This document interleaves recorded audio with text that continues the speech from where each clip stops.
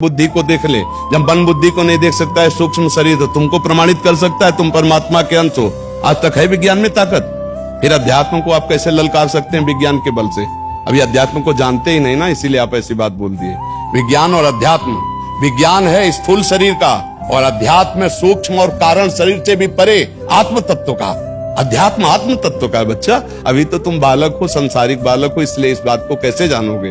विज्ञ जन इस बात को जानते हैं। अध्यात्म स्थूल सूक्ष्म और कारण तीनों को बाधित करके आत्मबोध प्रदान करवाता है, और विज्ञान केवल इसी ढांचे को जानता है। इस ढांचे को, पांच भौतिक ढांचे को, केवल अल्ट्रासाउंड और जितना भी एक्सरा या सिटी स्कैन, ये इसी स्थूल का होता है। आज तक विज्ञान की ताकत नहीं कि मन को जान सके, बुद्धि को जान सके, चित्त को जान सके, अहम को जान सके, ये सूक्ष्म शरीर है, या स्वभाव का अल्ट्रासाउंड कर सके, या परमात्मा तत्व जो अंश है उसको कोई बता सके। आज तक कोई है यंत्र में? बताओ। तो बच्चा अध्यात्म तुम तो हो ना, और इतना तुम्हें कहीं ना कहीं पता होगा कि तुम शरीर से कुछ अलग हो।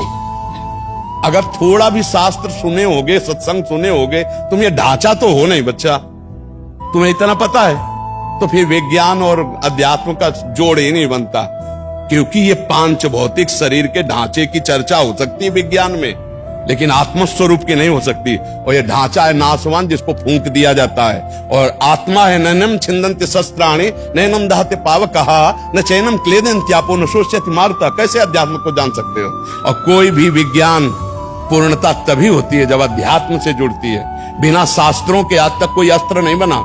आग्नेय अस्त्र, वरुणास्त्र, जितने भी बने वो हमारे शास्त्रों में सब लिखे हुए हैं। कोई भी विज्ञान ऐसा नहीं जो हमारे शास्त्रों से हट करके हो। और जितनी चर्चा विज्ञान की है वो केवल स्थूल जगत की है, सूक्ष्म में प्रवेश नहीं, फिर कारण में प्रवेश नहीं, फिर सूक्ष्म और कारण से भी परे जो तत्व है वो आत्म तत्व है, और जो सबकी आत्मा है वो परमात्मा।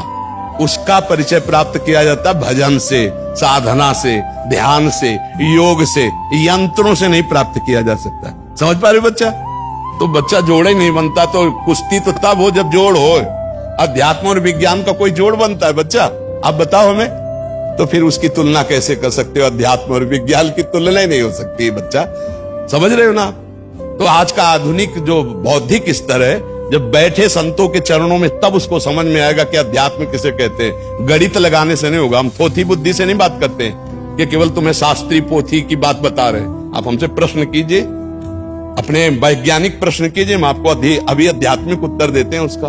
अब आपको जिसमें संशय हो आप बोलिए हमें।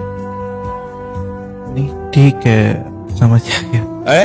समझ आ रहा है अब क्या कह। पहाड़ के नीचे जाएगा तो बच्चा ऊंट अकेले में सोचता है कि मैं बहुत लंबा हूं, बहुत बड़ा हूं। जब पहाड़ के नीचे जाता है तो अपने आप उसको समझ में आ जाता है मैं छोटा हूं।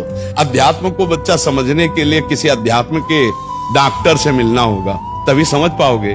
अध्यात्म वैज्ञानिक को जो बुद्धि देता है, वैज्ञानिक को भी, वो ब्रह्मा है, और जो ब्रह्मा को भी बुद्धि देता है वो है अध्यात्म का स्वामी भगवान, जिसके आगे ब्रह्मा की भी बुद्धि काम नहीं करती बच्चा।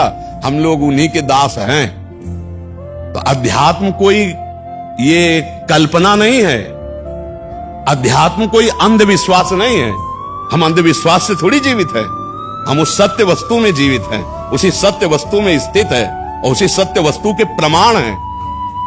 ये थोड़ी के प्रमाण देने के लिए हमको किसी और, जब पेट भर जाता है तो प्रमाण अपने आप होता है। तो ऐसे अध्यात्म अपनी छाती प्रमाण है। बचपन से अभी तक उसी अध्यात्म के खेल में रहे। हम जैसे तुम लोगों जो पढ़े लिखे बच्चे होते ना, उनसे कहते हैं हमने तो पीएचडी नहीं पढ़ी, क्योंकि 13 वर्ष की अवस्था से बाबा जी रहे, पर हम मन की पीएचडी पढ़े हैं।